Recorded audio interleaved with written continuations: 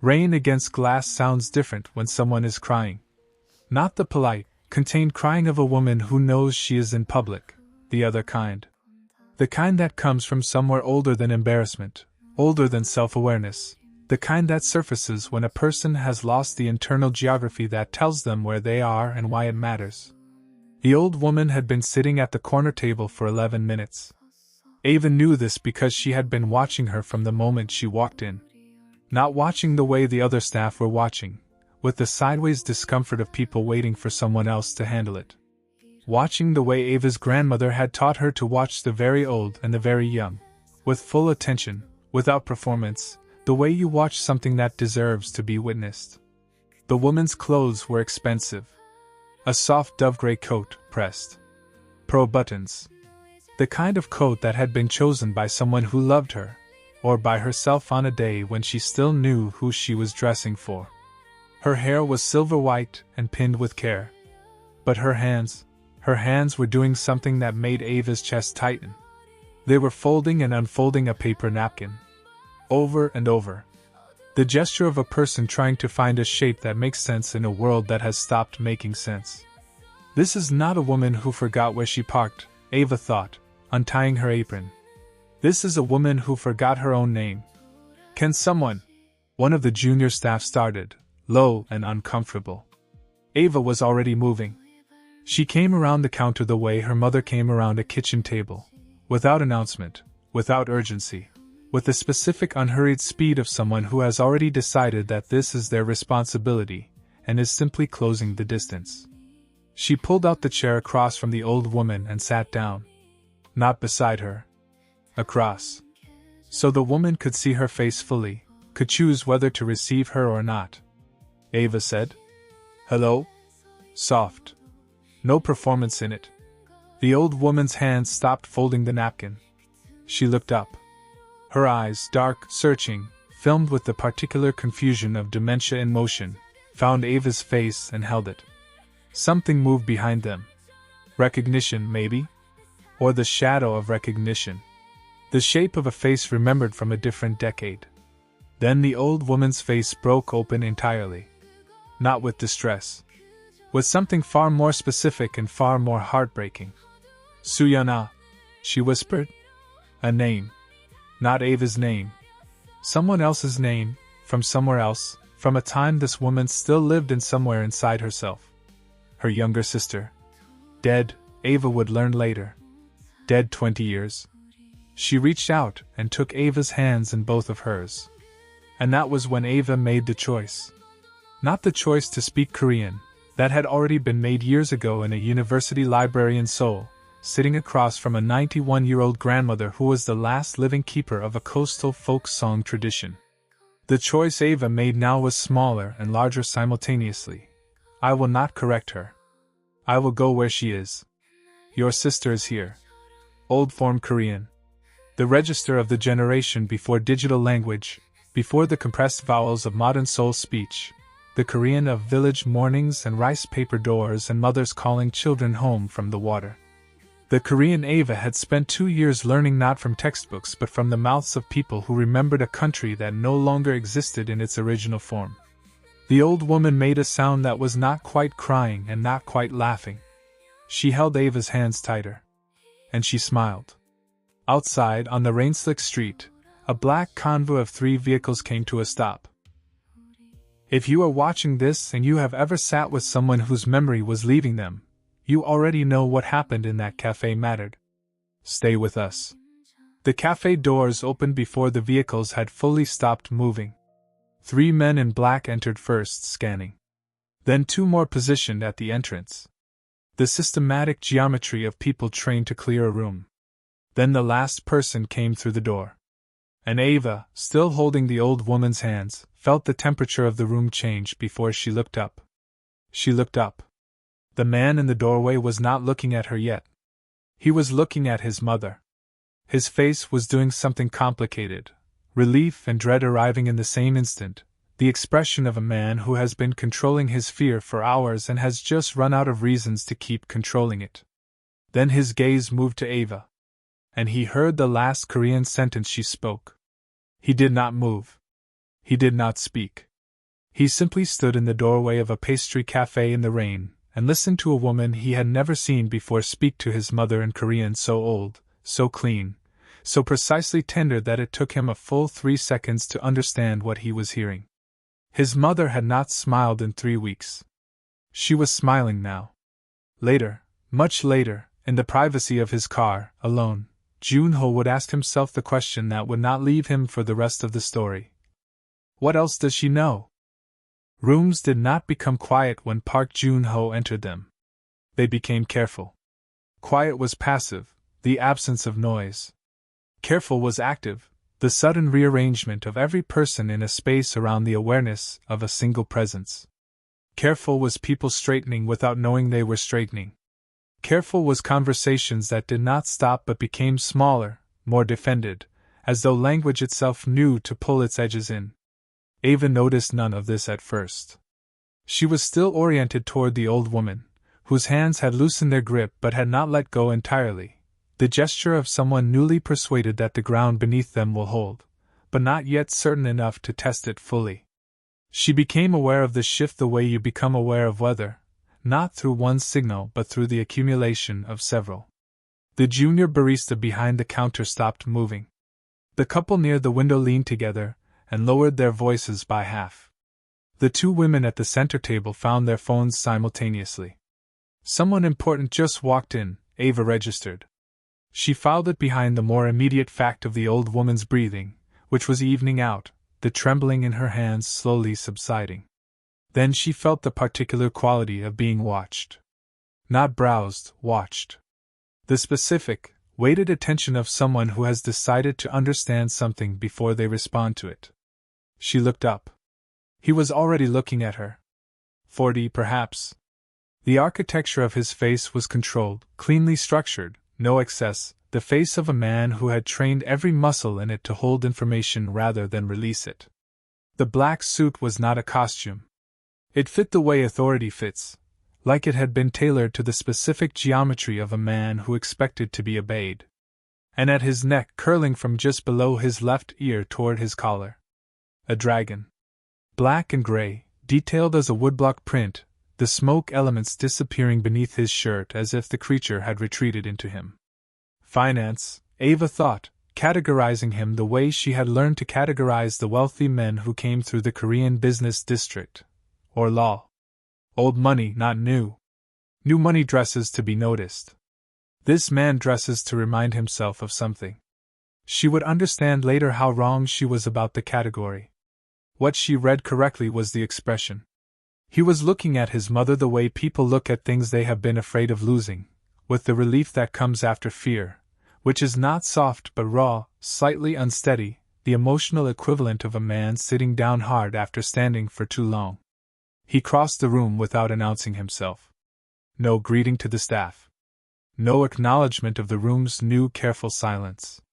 He moved the way water moves downhill, without negotiation, without urgency, simply arriving where physics intended it to arrive.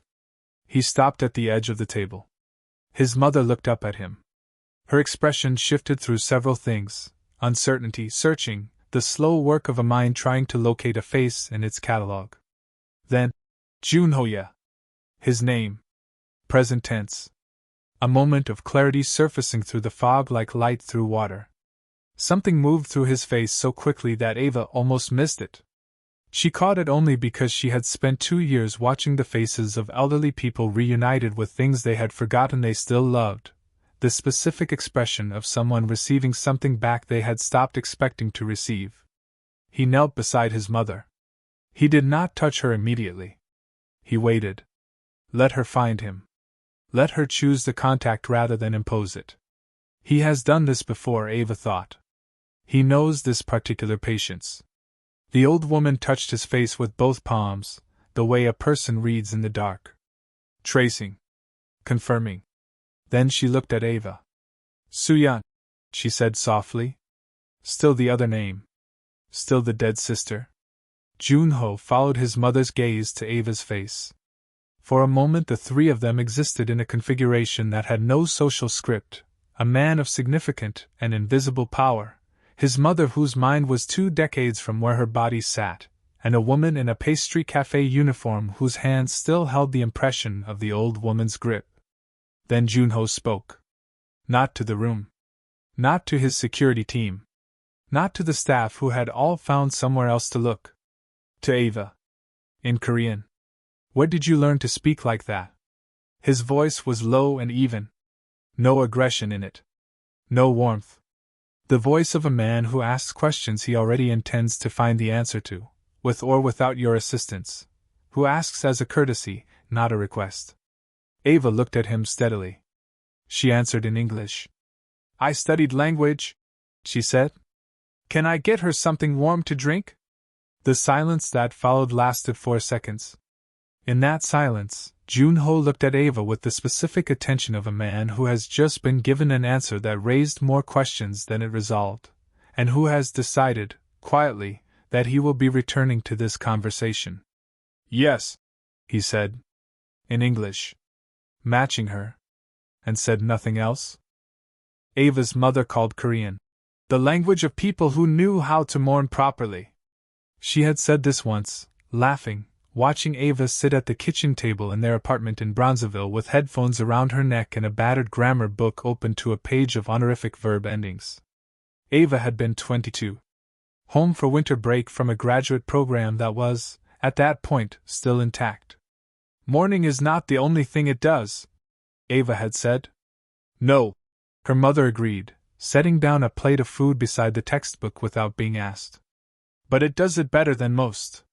This was true in the way that many things Ava's mother said were true, sideways, at an angle, arriving at the center of something by refusing to go there directly. Ava had not chosen Korean the way people choose a second language for utility or ambition or the hope of future employment. She had chosen it the way she had chosen oral history as her field, because she was constitutionally unable to let old things disappear without first learning their shape. Her thesis had been specific: memory deterioration and language retention in elderly Korean immigrants. 2 years of fieldwork. 12 families. 47 interviews conducted in a register of Korean that the grandchildren of her subjects could not fully follow. The old forms, the archaic particles, the speech rhythms of people who had learned to talk before the country changed its formal address system in the 1960s. She had learned something in those 2 years that never made it into her thesis because she did not know, at the time, how to write it as academic argument. People with dementia lose their recent self before their ancestral self. The language of childhood, the sounds they heard before memory was consciously stored, that was the last thing to go. Sometimes the only thing that remained. And when you met them inside that language, not translating or correcting but actually inhabiting it, speaking the way their mothers had spoken, their grandmothers, the women who had shaped their earliest understanding of what a voice meant, they came back. Not fully. Not permanently. But back. She had published 3 articles on it before the scholarship fraud surfaced. She had not published anything since. The morning after the cafe, after the man with the dragon tattoo and the question she had deflected in English, Ava stood at the pastry counter and foreshadowed nothing. She made espresso and plated kunaiman and said good morning to the regulars by name and did not think, or tried not to think, about the old woman's hands. But she thought about the old woman's hands. And about the way the woman had said her dead sister's name with such specific, private relief. The way you say the name of someone you believed you would never see again. At 11:40, a black car stopped outside. Not the convo. One car. The same model, the same color, but alone. The rear door opened. A man in a dark suit, not the man from yesterday, a different one, broader, with the watchful stillness of someone paid to notice things, stepped out and opened the passenger door. The old woman came out of the car.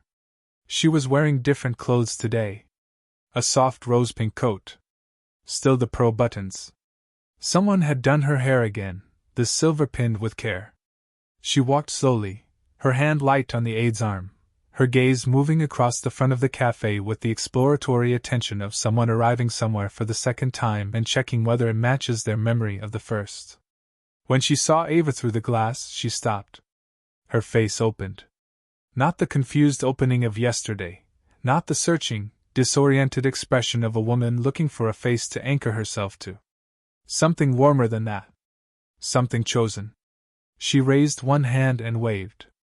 The gesture of a woman greeting someone she has been looking forward to seeing.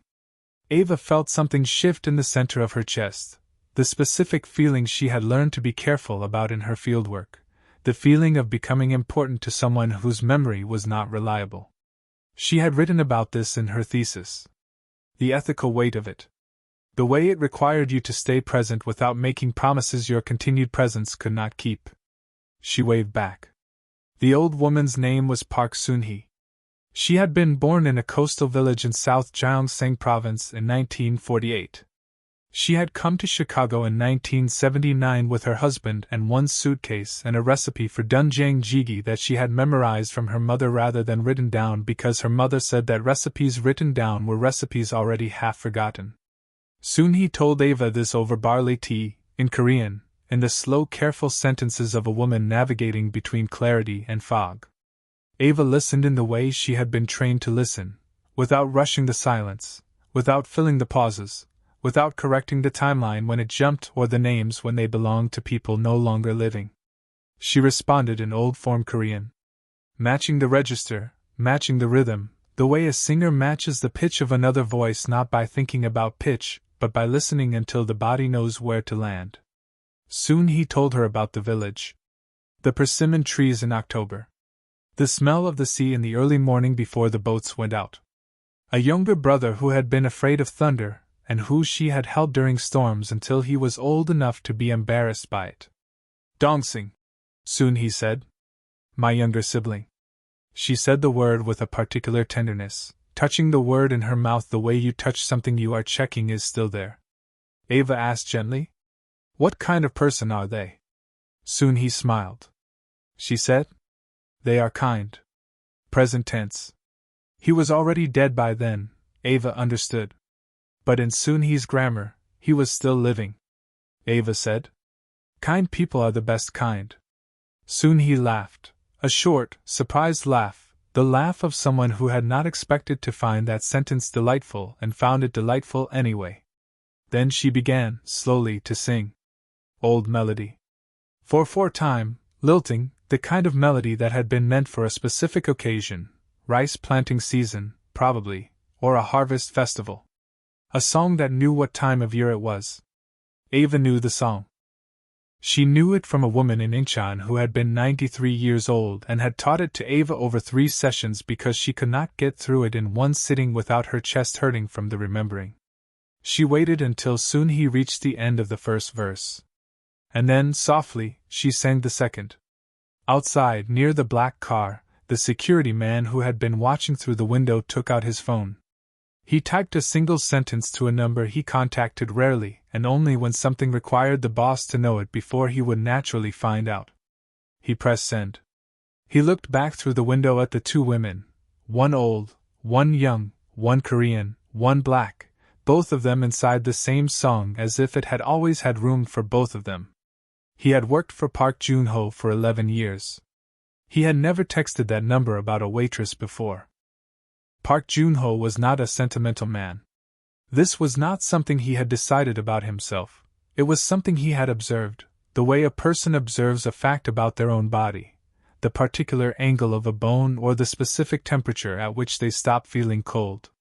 He had looked, at various points across his life, for evidence that contradicted the observation. He had not found compelling evidence. He had loved his mother. He loved her still, in the specific way he did most things, completely and without announcing it, the emotion stored rather than spent.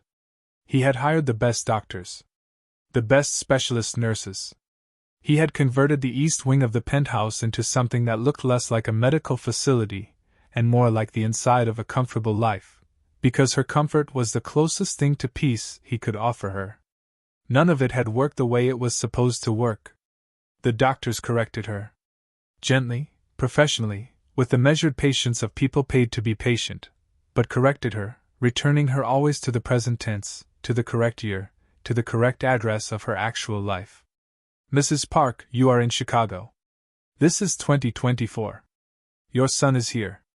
She deteriorated anyway. She deteriorated, Joon-ho had started to suspect, partly because of the correction. Because being returned constantly to a present tense that felt wrong and cold and stripped of everyone she had loved was not medicine. It was a particular kind of loneliness administered on a schedule. He had not known how to name this observation until the morning his security director sent him a single text. She sang with the waitress. Both verses. Clearly. Joon-ho had read the text 3 times. His mother had not completed a full sentence without losing its thread in 7 months. She had sung a full folk song. He sat with that information for a long time before he did anything with it. He arranged the visits without announcing that he had arranged them. This was his habitual operational mode. He moved things into position before the people involved understood they were being positioned. Not cruelty. Efficiency. Fewer variables. The cover was companionship care, a phrase bland enough to explain a regular presence without requiring further elaboration. The cafe owner, a man who understood that certain conversations were concluded when Park Joon-ho stopped speaking, asked no questions. Ava was told her hours were being adjusted to include afternoon sessions with a private client who required a Korean-speaking companion. She was told the compensation had been revised upward.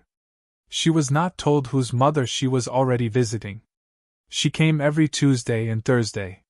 She brought barley tea in a thermos because she had noticed Soon-hee pushing away the cafe's version after the first sip, and she had spent 10 minutes researching the specific grain ratio that matched the tea most commonly consumed in South Gyeongsang Province before 1975. Joon-ho's security director included this detail in his weekly report as a footnote. Joon-ho read it twice. She researched the tea, he thought. Not out loud. He did not think things out loud. She researched the tea before she came back.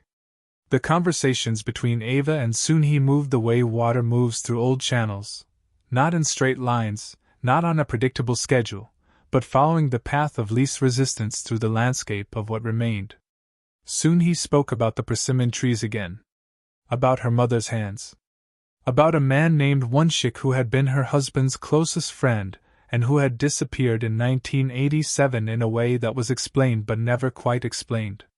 She spoke about a warehouse by a river. Not with narrative coherence, not the way a person recounts a memory with beginning and middle and end.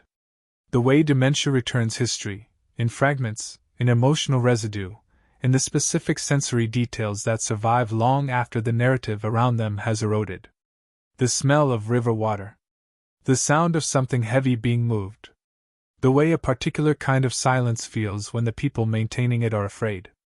Soon-hee said one afternoon, mid-sentence about something else entirely. The river warehouse. Ava noted it the way she had noted everything in her fieldwork, carefully, without reaction, filing it behind the more immediate requirement of keeping Soon-hee emotionally present and calm. She did not know what a river warehouse meant inside the architecture of the Park family's history. She would learn. But she did not learn it from Soon-hee. She learned it 4 days later, when she overheard a conversation in the corridor outside Soon-hee's room that stopped the moment she rounded the corner. 2 men. The security director and another she did not recognize. Both of them looking at her with the specific expression of people who have been discussing her. The one she didn't recognize asked her, "Did she speak about the river warehouse?" Ava looked at him. "I'm sorry," she said in English. "I don't follow." The man's expression did not change. But his eyes did something, a small adjustment, a recalibration, that made the back of Ava's neck tighten. That night, in the kitchen of the apartment she shared with her roommate Kezia, she sat on the counter and held a cup of tea that she forgot to drink. "Say something," Kezia said, not looking up from her laptop. "I think," Ava said slowly, "I may have accidentally walked into the middle of something." "The Korean man?" "His mother." Kezia finally looked up. "Those are the same thing," she said. "In that world, those are always the same thing." Ava knew she was right. She went back on Thursday anyway. Because Soon-hee had asked for her. And because in Ava's experience, the people who most needed someone to come back were the people who had the fewest reasons to expect it. This is the loop this story is built on.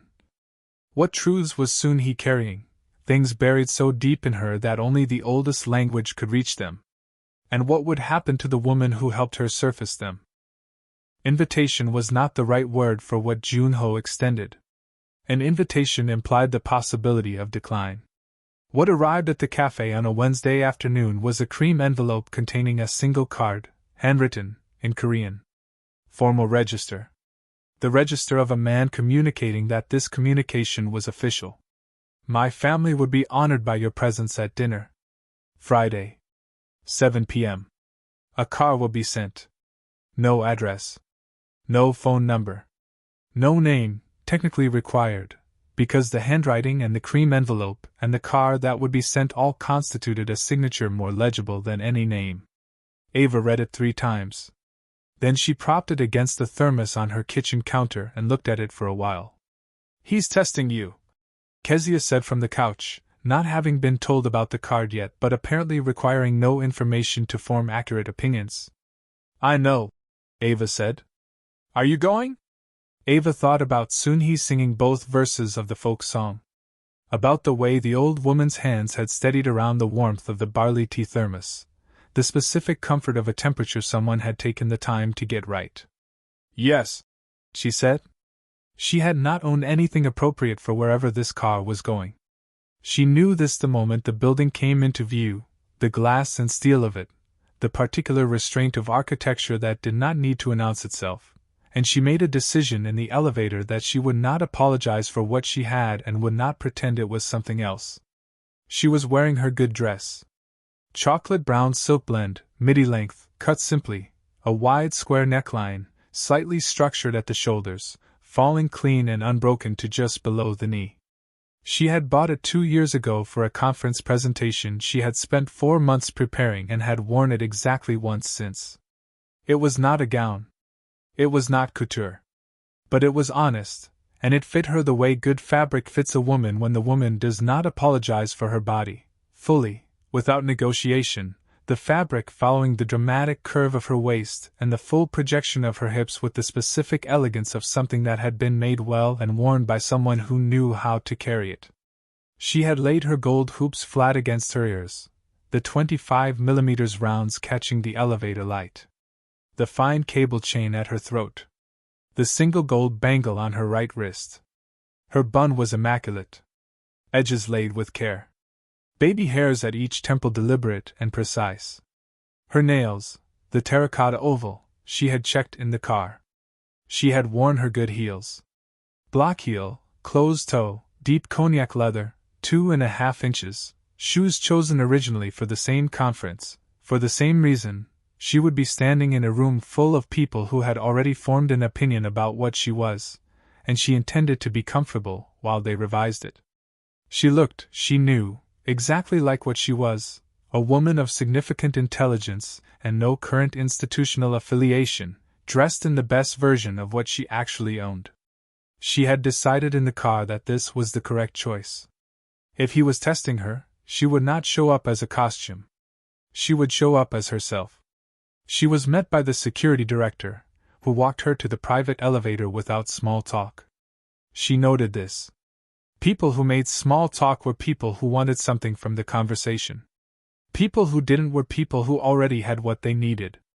The elevator opened directly into a dining room. Large table. 8 people already seated. She counted them before she looked at any of their faces, a habit from fieldwork, from entering rooms where she was the only person who looked like her and needed to understand the room before the room understood her. Joon-ho stood at the far end of the table. He did not come to greet her. He gestured to a chair, not at the far end near him, not at the near end where she might escape quickly, at the exact center. The chair where every person at the table had a sight line to her face. She sat down. Dinner was beautiful. The kind of beautiful that required significant infrastructure, multiple courses, specific ceramics, the silence of staff who moved without being tracked. Ava ate and said appropriate things in English, and watched the table the way she had watched the cafe on her first day of work, not for threats specifically but for patterns. Who deferred to whom? Who spoke and who responded? Whose silence was power, and whose was anxiety? The testing began at the second course. Subtle. The man to her left switched from English to Korean mid-sentence, casually, as though he had simply forgotten which language he was in. She watched his face while he did it. He was not forgetting anything. She smiled pleasantly and answered in English. Across the table, a woman in her 50s shifted registers twice within a single story, old formal Korean bleeding into contemporary soul speech, a linguistic trap precisely calibrated for someone who had learned Korean from books rather than people. Ava watched her nails, terracotta oval, glossy, and answered in English. They know, she thought. Or they suspect. Or they are trying to find out how much. She survived the entire dinner by performing a kind of fluent social incomprehension she had first learned in the university department, where she had been the only black woman pursuing a Korean oral history PhD. The specific art of being completely present while allowing people to believe you have missed the thing they wanted you to miss. Her mother called this strategic smallness. You were made for full rooms, her mother had also said. But you do not owe them your full self until you understand what they plan to do with it. Ava had spent her entire adult life practicing both. Then the fifth course arrived. And with it, a silence from Joon-ho, who had said very little all evening, who had watched her the way he always watched things, with the total, unhurried attention of a man who believed that sufficient observation eventually resolved all ambiguity. He looked at her directly. In Korean, without transition or warning, he said, "My mother remembers you. Even when she forgets everything else, she remembers your voice." The table stilled. Not all of them had followed it. But the ones who had were watching Ava's face with the particular focus of people watching a test reach its moment of result. Ava looked at Joon-ho. She held the eye contact for 2 seconds. She answered in English. "She has a beautiful voice herself," she said. "I think voices run in families." Another silence. 4 seconds. Something moved through Joon-ho's expression, something controlled and very fast, the internal equivalent of a recalibration. Not anger. Not defeat. Interest. The kind of interest that meant the test was not over. It had simply changed shape. Then Soon-hee's voice came from the hallway, high, sudden, and frightened. Speaking to people who were not there. Calling a name that did not belong to anyone in the building. The table moved. Chairs. Staff. The doctor who had been positioned, Ava now understood, specifically for this evening. None of it helped. Soon-hee's voice climbed higher. And Ava was already standing. Soon-hee was screaming at a wall. Not the wall. At the man she believed was standing against it. Her brother. Dead 31 years. She was calling him by his childhood name, the diminutive, the name used only by their mother, and by Soon-hee herself in the years when he had been small enough that she was still responsible for the specific safety of him. She was calling him back from something. Her face was a language of pure terror, not the disoriented confusion of the earlier evenings, but something older and more specific, a memory with edges, a memory that knew what it was afraid of. The doctor reached her first. "Mrs. Park." Calm. Professional. Both hands raised. "Mrs. Park, you are safe. You are at home. There is no one." Soon-hee's voice climbed above his. 2 of Joon-ho's captains had come in from the corridor. They stood at the room's perimeter with the helpless stillness of men trained for physical threats encountering something their training had no language for. Joon-ho's sister had Soon-hee's left hand and was speaking in rapid contemporary Korean, the Korean of this decade, the Korean of this city, grammatically correct and emotionally foreign to a woman whose fear was living in 1987. None of it reached her. Soon-hee's legs were giving. Ava moved before she decided to move. This was the thing about the choice. It was not a choice, not in the deliberate sense. It was the same reflex that had made her cross the cafe floor 11 days ago. The body moving toward distress the way a compass needle moves toward north, not because it chooses to, but because that is what it is built to do. She came through the ring of people without asking permission. She knelt. Not beside Soon-hee. In front of her. Close enough that Soon-hee's scattered gaze had somewhere specific to land. She took both of Soon-hee's hands. The room went quiet. Not silent, quiet. The quality of quiet that happens when everyone present understands simultaneously that something is occurring that they do not have the authority to interrupt. Ava's hands were steady. She waited 3 full seconds. She let Soon-hee find her face. Then she spoke. Soft. Old form. The register of women who had sat with frightened people in the dark for generations before either of them were born. It's all right. Your sister is here. 1 sentence. Soon-hee's breathing snagged. Little one. It has already passed. The grip on Ava's hands tightened, desperate, searching. There is no one at the river. Everyone has gone home. She did not know, fully, what she was speaking toward. She knew the river. She knew it mattered. She knew that dementia memory was not random, that what surfaced because it had not been resolved, because the psyche kept returning to the unfinished thing the way a tongue returns to a sore tooth. So she offered resolution. Not truth. Resolution. The thing the memory needed in order to release its grip. Your brother is safe. Everything turned out well. Your sister was watching over him. A lie, technically. The truest kind of lie, the kind spoken to someone who needed the emotional fact more than the historical one. Soon-hee made a sound. Small. Cracked. The sound of something under enormous pressure finding a hairline release. Her legs finished giving way. Ava caught her weight.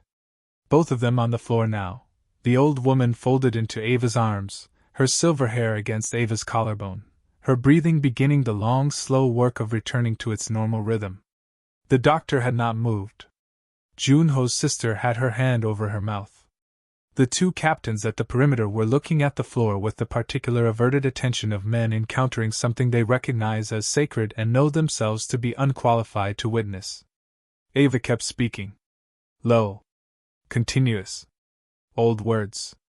The folk song from the cafe, the second verse, and then the first again, and then something that was not quite the song and not quite speech, the melodic middle ground that elderly Korean women in South Gyeongsang province had used for generations to walk frightened children back from the edge of nightmare.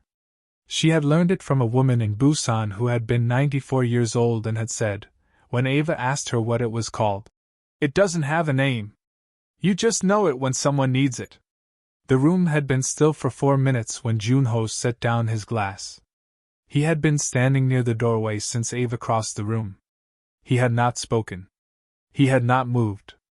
He had watched with the full, locked attention of a man who had learned long ago that certain moments demanded witness rather than action, and who had not, until this moment, understood that the moments requiring witness could also be the moments that changed him.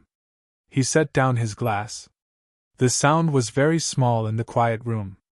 He walked to the window. He stood there with his back to the room, his hands at his sides, looking at the city, the specific, absolute stillness of a man holding something in that he does not yet have the architecture to release. His mother's breathing, from across the room, had become the slow and even breathing of sleep. He heard it. He stood at the window and heard it, and did not turn around. Later, after Soon-hee had been moved to her room, after the doctor had given his quiet assessment, after the captains and the sister had left, and the apartment had returned to its habitual controlled silence, Joon-ho came back into the room where Ava was sitting.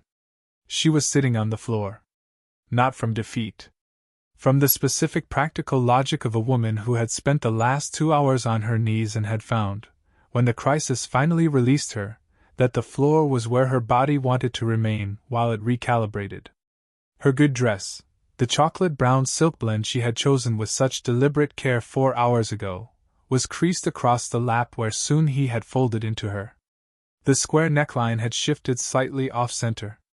One sleeve, which she had pushed to the elbow during the episode, was still there, the fabric bunched and informal in a way that made the dress look less like something chosen and more like something lived in. Her heels were beside her on the floor. She had taken them off at some point, she couldn't remember exactly when, and they sat together near the sofa leg with the slight incongruity of expensive things in the wrong context. Her bun was still mostly intact. One section at the back had loosened, a few strands falling against her neck. The baby hairs at her left temple had given up their precision. Her gold hoops caught the low light. Her bangle had slid to the inside of her wrist, and she hadn't corrected it. She had the thermos open beside her. Barley tea. She had found it in her bag where she had left it from the afternoon visit, and had poured herself a cup with the specific practicality of a woman who understood that the body needed something warm after the kind of emotional expenditure that had just occurred. She looked, Joon-ho thought, standing in the doorway. She looked like a woman who had done something significant, and had not needed anyone to witness it to know its value. She looked like someone who had dressed for one kind of evening and had ended up inside a completely different one, and had not broken under the transition. He had hosted dinners for heads of state. He had sat across tables from men who wore their power the way armor is worn, loudly, structurally, at all times. He had never once seen any of them look like this after something hard, present, still, unhurried, the aftermath of effort sitting on them without shame. She looked up when he came in. She did not move to stand. She did not reach for her shoes. She did not pull the dress straight or fix the bun or perform any of the small automatic gestures of a person who has been caught being human in front of someone they need to impress. She just looked at him. And waited to see what kind of man he was going to be about it. Joon-ho looked at her sitting on the floor of his penthouse, the silk dress creased, the heels off, the thermos open, the bangle on the wrong side of her wrist, and something in him that had been held at a specific controlled tension for a very long time made a quiet adjustment. He sat down. Not on the sofa. On the floor. Across from her. His black suit and his composed face and his dragon tattoo, cross-legged on his own living room floor, because she was on the floor and the conversation he needed to have required them to be at the same level. Ava looked at him. He looked back. "How long?" he said in English. "Have you been able to do that?" "Since I was 23, she said. "Where did you learn it?" "Graduate school. Korean oral history preservation. 2 years of fieldwork with elderly immigrants." She paused. "Dementia and language retention was my specialty." The silence that followed was not empty. It was the silence of a man processing the distance between what he had assumed and what was true, measuring that distance, understanding its implications, deciding what to do with the shame of the gap. "Every doctor I hired," he said finally. His voice was even, controlled. But something underneath it was not. "Every specialist. Every care protocol." He stopped. He did not finish the sentence. He did not need to. The sentence finished itself in the space between them with the specific weight of years and money and effort expended in the wrong direction, while the right direction had been sitting across the counter of a pastry cafe. "They weren't wrong," Ava said. "They were trained for what medicine knows how to treat. What your mother has is also something medicine doesn't have words for yet. The way ancestral language survives neurological damage that destroys everything else." She held the thermos with both hands. "She doesn't need correction. She needs someone willing to meet her where she already is." Joon-ho was quiet for a long time. "She told me tonight," he said slowly, "that you smell like her sister." Ava said nothing. "Her sister died in 1986, he said. She was 28. He looked down at his hands, the specific gesture of a man accessing grief he keeps in a disciplined location and does not often visit. "My mother never spoke about her. To anyone. In 40 years. He looked up. "She told me tonight. Because you asked her who she was singing for." Ava remembered the question. She had asked it without strategy, the reflex of a researcher who understood that the story behind the song was always more important than the song. "I'm sorry about her sister," Ava said. It was a simple sentence. No performance in it. The kind of condolence that worked because it was not trying to work, because it was just true, and offered without expectation of anything in return. Joon-ho looked at her with the expression she had first seen in the cafe doorway, the recalculation, the internal rearrangement, but deeper now, more fundamental. Not the expression of a man reassessing a variable. The expression of a man reassessing a framework. What happened to your graduate program? He asked. Ava was quiet for a moment. I found out the department head was falsifying scholarship disbursements, she said. Redirecting funds meant for international students, specifically Korean students, specifically the oral history program, into a private foundation he controlled. She looked at the thermos. I reported it. The university investigated. He was removed. She paused. I was not invited back. Joon-ho said nothing. That's how institutions work sometimes, Ava said. Not bitterly. Factually. The tone of a woman who had made peace with an injustice without excusing it. And after that, Joon-ho said. The cafe. After that, Ava confirmed. The cafe. Another silence. Outside, Chicago moved through its evening in the indifferent way that cities move, without awareness of the specific reckonings occurring inside their buildings, their lives continuing their own enormous narrative regardless. I would like you to continue working with my mother, Joon-ho said. Formally. With full compensation and a research agreement, your work, your methods, your terms. He held her gaze. And I would like you to consider returning to your program. I have a foundation. We fund academic research. The scholarship corruption you exposed left a gap that has not been filled. Ava looked at him for a long moment. I'll think about it, she said. He nodded once, accepting the terms. Then, from down the corridor, soft and thin as thread, they both heard it. Soon-hee's voice. Not frightened. Not confused. Singing. The first verse of the folk song. Alone, in the dark of her room, singing herself back to a place she could rest. Either of them spoke. They sat on the floor of the penthouse and listened to the old woman sing herself to sleep, and the city spread out below them like a field of light, and something between them that had no name yet settled into the room like the particular quality of air after long rain. This is what Park Joon-ho understood about himself by the age of 40. He understood that fear and control were the same instrument played in different registers.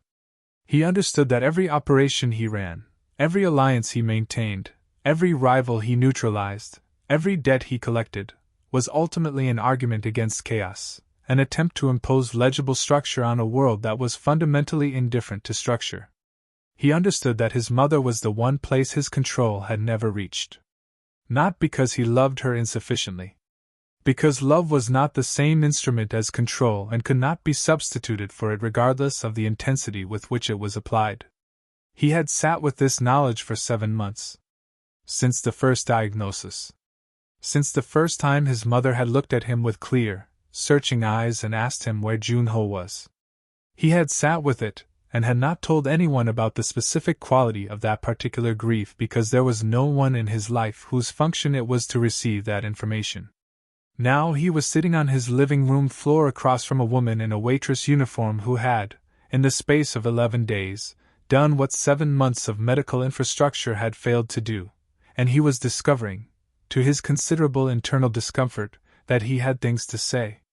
He did not sleep that night. He sat in his study with the city below him and went through everything his security director had compiled on Ava Brooks. It was thorough.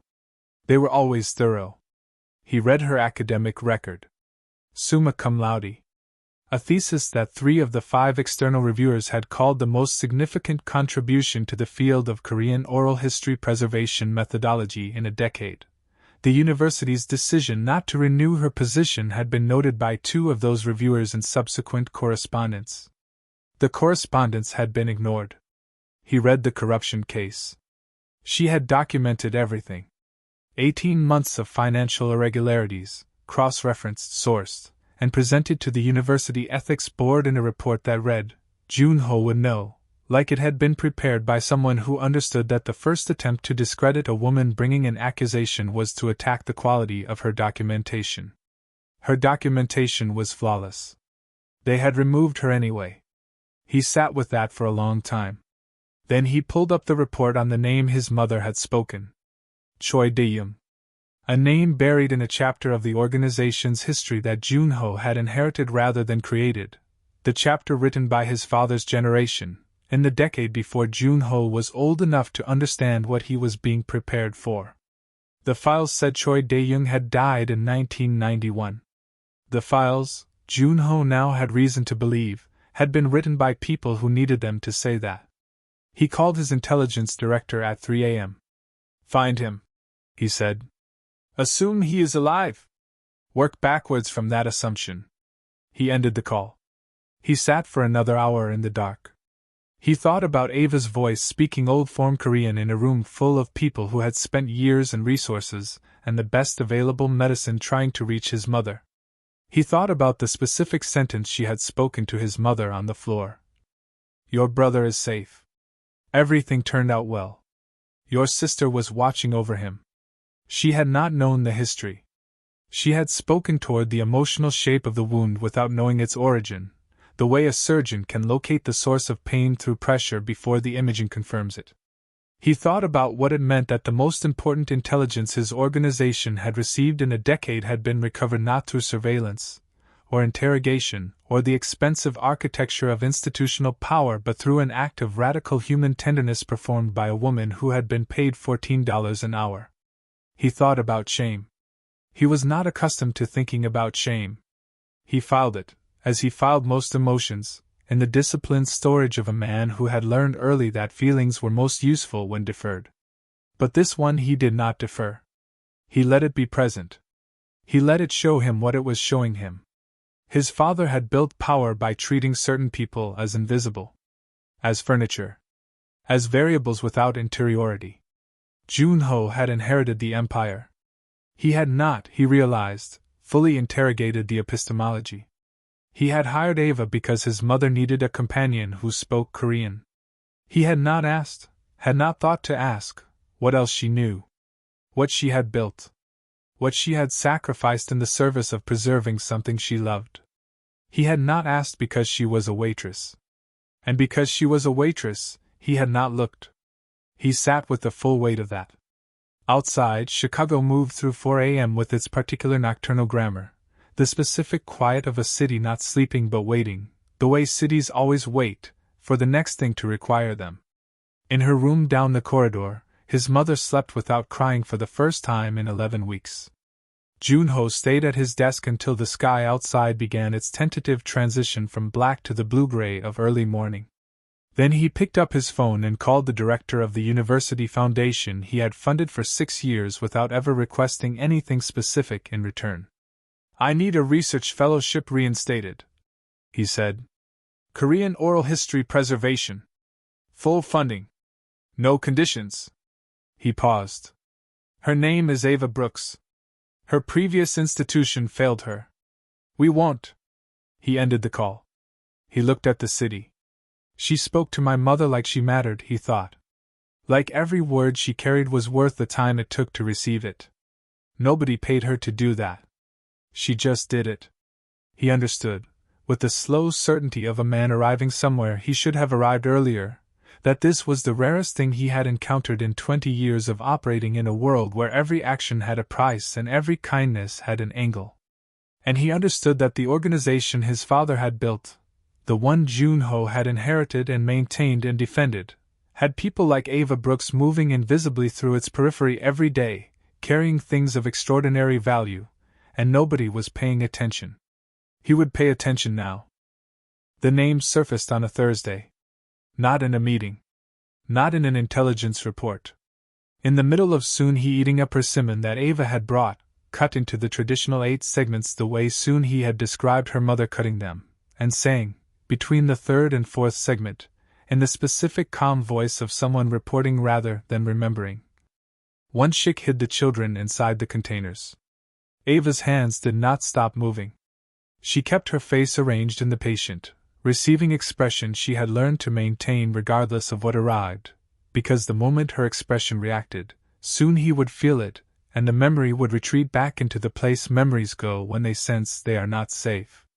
Ava asked softly, "When was this?" "It was summer." Soon he touched the persimmon segment. "The warehouse was by the river." It smelled of the river. "Where did the children go?" Soon-hee's face moved through something. A shadow. The specific shadow that crossed her face when a memory became too heavy to carry without the help of its full context, and the full context was missing. Won-shik took them. A pause. That is why he died. Ava set down the persimmon. She asked. Was he a good person? Soon-hee looked at her with an expression of such complete, unambiguous clarity that it stopped Ava's breath for a moment. The expression of a mind that had arrived, briefly and completely, in the present tense. He was the best person. By Friday morning, Joon-ho's intelligence director had confirmed what the files had denied for 30 years.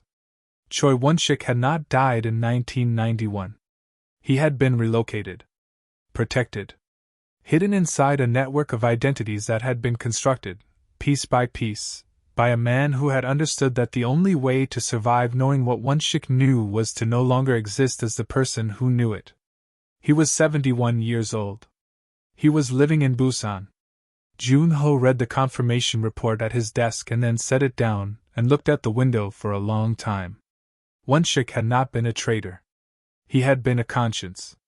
He had pulled children out of shipping containers, children being moved through routes that Joon-ho's father had signed off on, in the decade before Joon-ho was old enough to be told what the organization actually was, and he had hidden them and moved them, and then disappeared before anyone with authority to silence him could find him.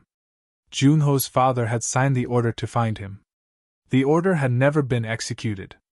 Whether from incompetence or from some residual fragment of conscience Joon-ho had not known his father possessed, the order had never been executed. Won-shik had lived.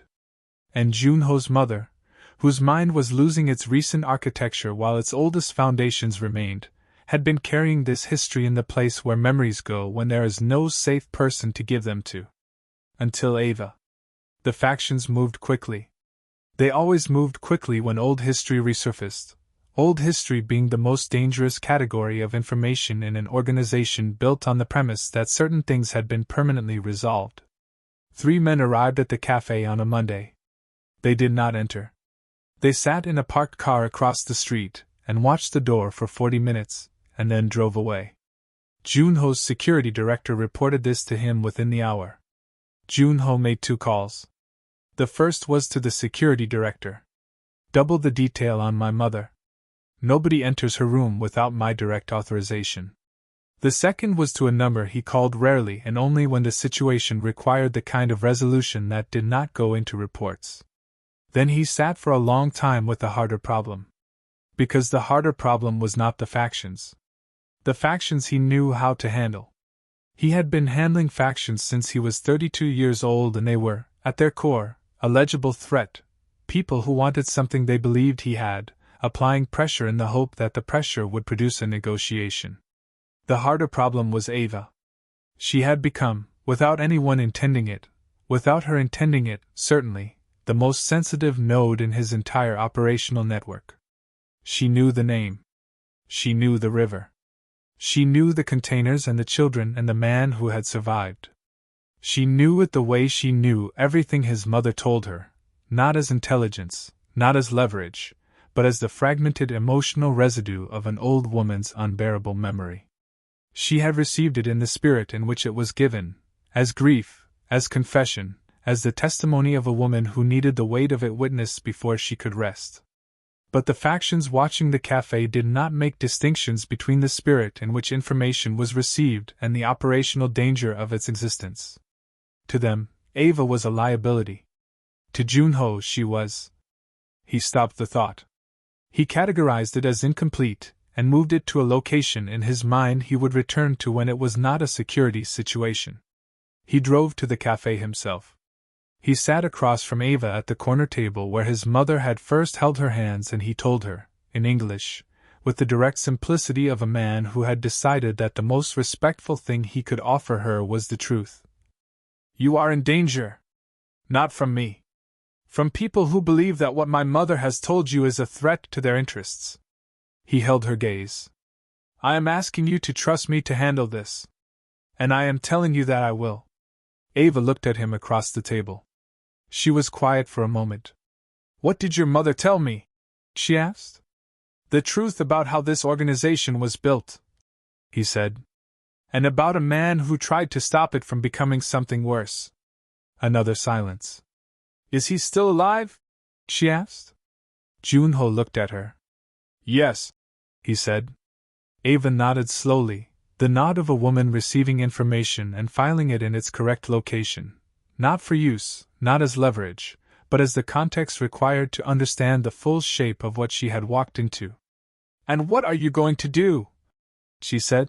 With what you know? It was the question he had been sitting with for 4 days. It was the question his mother had been carrying for 30 years. It was, he understood now, the question the entire story had been building toward, not the factions, not the threat, not the operational problem of a woman who had accidentally become the keeper of his family's buried conscience. The question of what kind of man he intended to be. He did not answer immediately.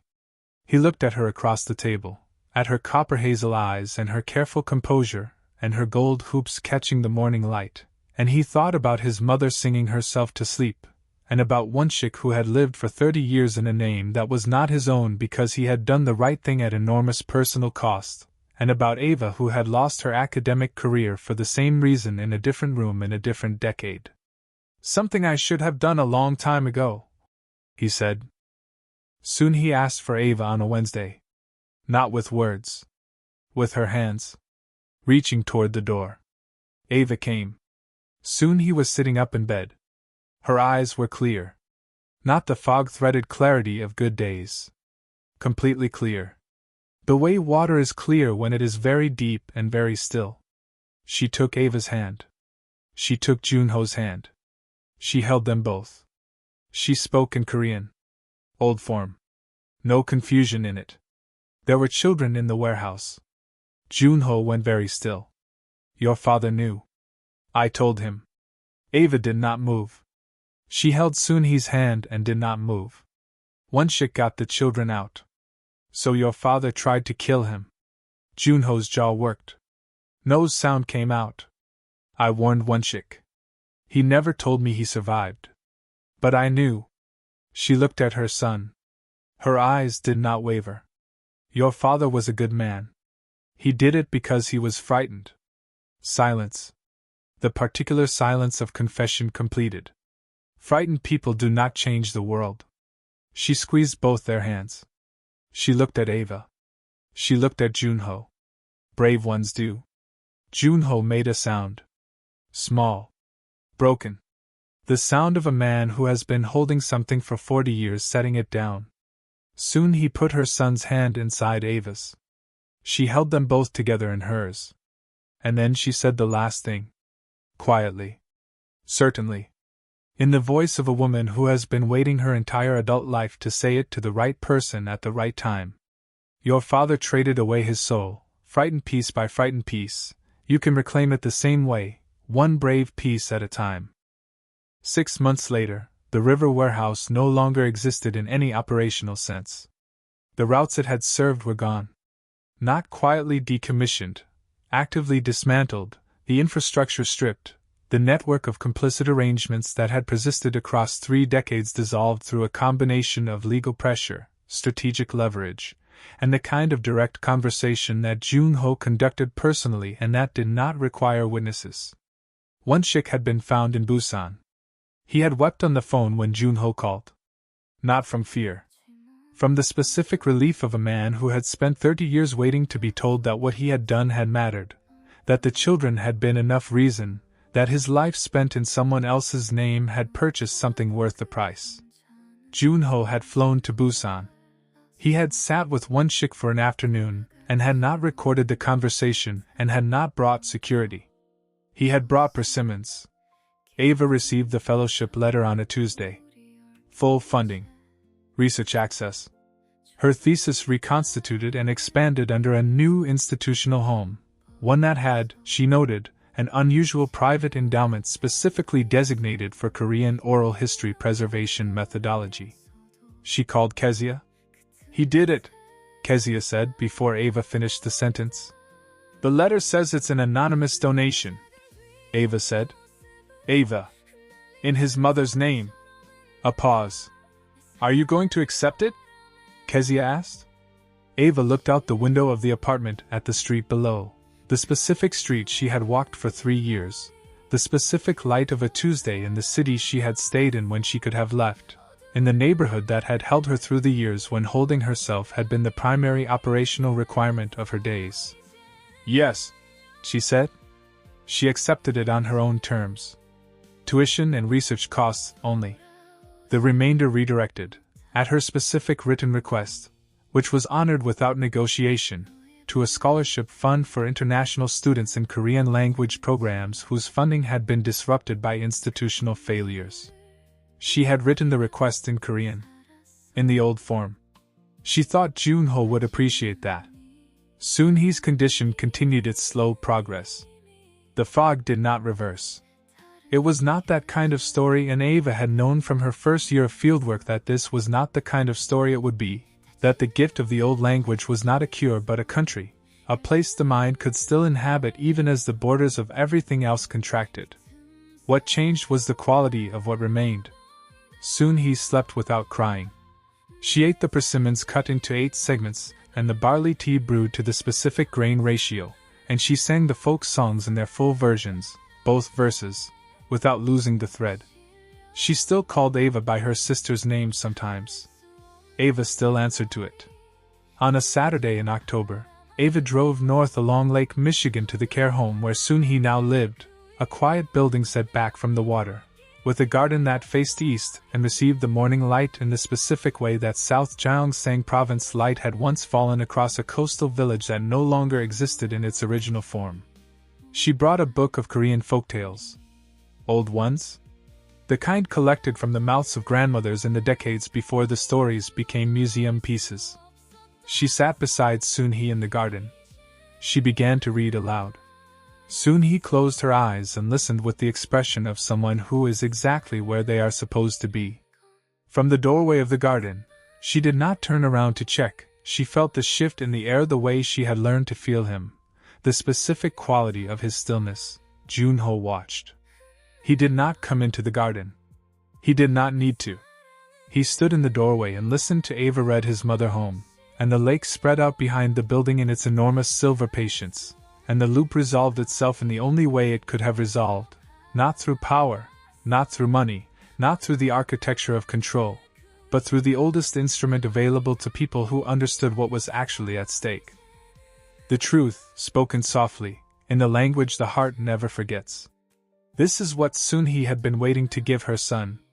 She had been waiting for someone brave enough to help her carry it to him. She called Ava her sister's name one last time that afternoon. And Ava, reading the second tale, answered, "Your sister is here. If you want to know what happens next, or if you want a part 2, tell me in the comments. And if you are new here, subscribe. A new story drops tomorrow.